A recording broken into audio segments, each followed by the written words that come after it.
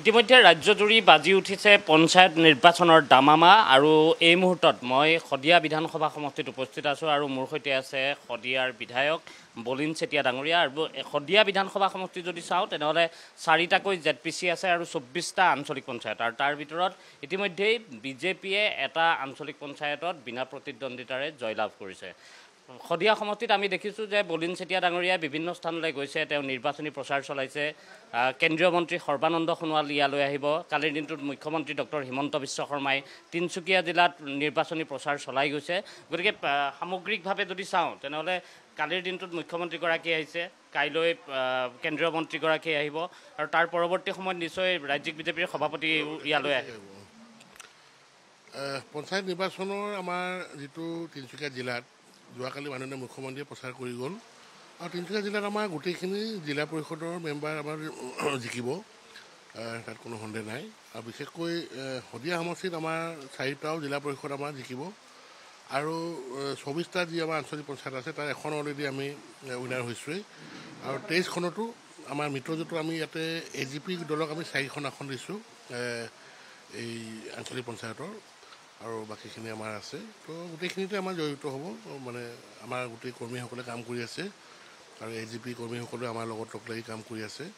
তো আমাৰ অসুবিধা মই দেখা নাই। পূৰ্বৰ পঞ্চায়ত নিৰ্বাচনতো দেখিছিলোঁ যে বিজেপি ইয়াত ভাল ফলাফলে লাভ কৰিছিলে শদিয়া বিধানসভা সমষ্টিত আৰু এতিয়া 2025ৰ সময় কিন্তু সন্মুখত 2026 আছে। গতিকে 25ত আপোনালোকৰ যিটো ফলাফল হ'ব সেইটোৱে 26লৈ কেৰি কৰিব বুলি আপুনি ভাবে?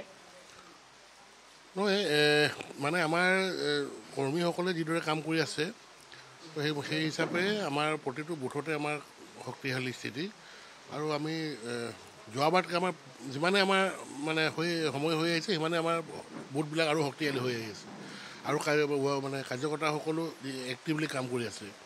তো সেইদৰে মানে যোৱাবাৰ আমাৰ ভাল ফলাফল হৈছে, লোকসভাতো ভাল ফলাফল হৈছে, যোৱাবাৰ বিধানসভাতো ভাল ফলাফল হৈছে, আমাৰ এইবাৰো পঞ্চায়ততো ভাল ফলাফল হ'ব আৰু 26তো আমাৰ ভাল ফলাফল হ'ব, তাত কোনো চিন্তা কৰিলে কাৰণ নাই।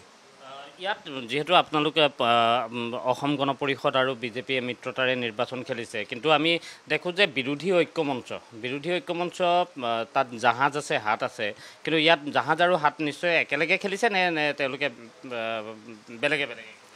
তেওঁলোকৰ ঐক্য কি স্থিতিত আছে ক'ব নোৱাৰোঁ, কিন্তু কিছুমান ঠাইত ক'ৰবাত 2-এটা ছিটত তেওঁলোকে বেলেগ বেলেগো খেলিছে, ক'ৰবাত আকৌ তেওঁলোকে জইণ্টলি খেলিছে, মানে একো ধৰিব পৰা নাই তেওঁলোকৰ মানে এলায়েন্স মানে আছে নে নাই নে এনেকুৱা কোনো ধৰণৰ মানে তেওঁলোকৰ স্থিতিটো মানে ধৰিব পৰা নাই। ক'ৰবাত সেইটো জইণ্টলি খেলিছে আৰু ক'ৰবাত মানে তেওঁলোকে এটাই খেলিছে, ক'ৰবাত 2টা পাৰ্টিয়ে তেওঁলোকে মানে কেণ্ডিডেট দিছে, তেনেকুৱা অৱস্থাত আছে। 2021ত ইয়াত যিহেতু অসম জাতীয় পৰিষদে প্ৰাৰ্থী আগবঢ়াইছিল, গতিকে জাহাজৰ বৰ্তমান স্থিতি কেনেকুৱা দেখিছে ইয়াত? নাই, জাহাজৰ স্থিতি বৰ্তমান ইয়াত মানে ভাল নহয়। জাহাজৰ স্থিতি এতিয়া একেবাৰে ভাল নহয়। তেওঁলোকৰ মানে যি মানে কৰ্মী অলপ আছিলে তাৰে প্ৰায় সংখ্যক আমাৰ দললৈ আহিলে, তো অলপ কেইটামান আছেগৈ আৰু মই যি দেখিছোঁ পঞ্চায়ত নিৰ্বাচনৰ পিছত সেইখিনিও তাত আৰু নাথাকিব। এতিয়াও কেইবাজনে যোগাযোগ কৰি আছে।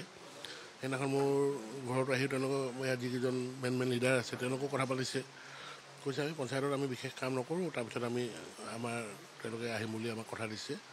তো মই দেখিছোঁ যে তেওঁলোকৰ আৰু একো নাথাকিবগৈ। হাতৰ স্থিতি কেনেকুৱা ইয়াত? কাৰণ এটা সময়ত যদি চাওঁ তেনেহ'লে শদিয়াত হাতৰ শক্তিশালী স্থিতি আছিল।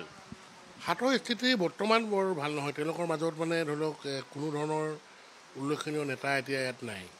তেওঁলোকৰ এতিয়া সিটো পাৰে তেওঁলোকৰ সিটো পাৰৰ 2-এজন নেতাক মানে তেওঁলোকে লৈ চলি থাকে আৰু এইটো পাৰে তেওঁলোকৰ 2-এজন নেতা লৈ চলি থাকে আৰু 2টা পাৰৰ 2টা লৈ তেওঁলোকৰ কোনো সমিলমিল নাই, কোনো একতা নাই আৰু সেইদৰে মানে কংগ্ৰেছ দলৰ ইয়াত কোনো মানে সবল স্থিতি নাই বৰ্তমান।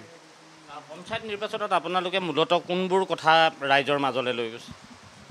পঞ্চায়ত নিৰ্বাচনৰ মানে এইখন চৰকাৰে যিমান কাম কৰিছে, মাননীয় মুখ্যমন্ত্ৰী হিমন্ত বিশ্ব শৰ্মা ডাঙৰীয়াৰ নেতৃত্বত যিমানসমূহ আঁচনি, যিমানসমূহ কাম, যিমানসমূহ উন্নয়নমূলক হৈছে, সেই কথাখিনি, সেই উন্নয়নৰ কথাখিনি লৈ আমি ৰাইজ ওচৰত গৈছোঁ। ৰাইজে দেখিছে নহয়, প্ৰতিটো ক্ষেত্ৰত ৰাইজে যিখিনি সুবিধা পাই আছে, যিখিনি ব্যৱস্থা পাইছে, বেলেগকৈ ক'বলগীয়া নায়েই। মানে আমাৰ কণ্টিনিউ অন গয়িং, মানে কণ্টিনিউ চলি আছে নহয়। এতিয়া মহিলাসকলৰ বাবে, যুৱকসকলৰ বাবে, কৃষকসকলৰ বাবে, চাহ বাগানী ৰাইজৰ বাবে, প্ৰতিটো জাতি জনগোষ্ঠী তেওঁলোকৰ ডেভেলপমেণ্ট কাউন্সিলবিলাক আছে, সেইবিলাকৰ যোগেদি তো মানে প্ৰত্যেকেই মানে ইয়াত মানে ধৰক মানে সুবিধাখিনি পাই আছে চৰকাৰৰ পৰা। আৰু মাননীয় মুখ্যমন্ত্ৰী ডাঙৰীয়াই যিখিনি কথা মানে ৰাইজক প্ৰতিশ্ৰুতি দিয়ে মানে তেওঁ সেই কামবিলাক কৰি গৈছে।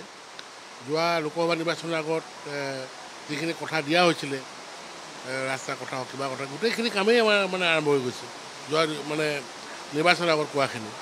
সেই গতিকে ৰাইজে মানে জানে যে বেলেগ চিন্তা কৰি লাভ নাই।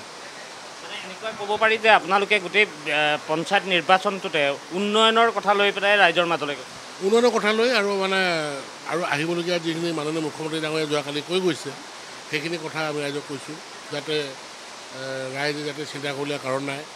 কাৰণ পঞ্চায়ত আমাৰ ৱাৰ্ড মেম্বাৰৰ পৰা আৰু বাকীখিনি যদি আমাৰ দলৰ মানে থাকে মানে কাম কৰিলে আৰু সুবিধা হ'ব, ৰাইজৰ কাৰণে সুবিধা হ'ব। কাৰণ বিজেপিৰ লগত থাকিলে ৰাইজৰো সুবিধা হ'ব, ৰাইজেই মানে বেছি ফেচিলিটি পাব। সেইকাৰণে আমি কৈছোঁ যে বিজেপি আমাৰ সকলো প্ৰাৰ্থী আহিলে ভাল। 26ৰ শদিয়া সমষ্টিত কোনো প্ৰব্লেম নাই, বিজেপিৰ দলৰ কোনো প্ৰব্লেম নাই। ধন্যবাদ জনাইছোঁ। এয়া হৈছে শদিয়াৰ বিধায়ক বলিন চেতিয়া আৰু তেওঁ পঞ্চায়ত নিৰ্বাচনটোত মূলতঃ মুখ্যমন্ত্ৰী ডক্টৰ হিমন্ত বিশ্ব শৰ্মাৰ নেতৃত্বত অসমত যিখিনি আঁচনি চলি আছে সেই আঁচনিখিনি ৰাইজৰ মাজলৈ তেওঁলোকে লৈ গৈছে। উন্নয়নৰ কথা তেওঁলোকে কৈছে, অৰ্থাৎ অসমৰ বৰ্তমান আৰু অসমৰ ভৱিষ্যত সেই কথা লৈ তেওঁলোকে ৰাইজৰ মাজলৈ যোৱাৰ চেষ্টা কৰিছে আৰু কৈছে যে 2026ৰ বাবে এতিয়া কৰি থোৱা যিখিনি কাম আছে সেইখিনিয়ে 2026লৈ তেওঁলোকক নিষ্কণ্টক কৰিব। বিশেষকৈ তেওঁ শদিয়া সমষ্টিক লৈ এই কথাটোৱে কৈছে যে শদিয়াত কোনো ধৰণৰ অসুবিধাৰ সৃষ্টি নহয় বিজেপিৰ।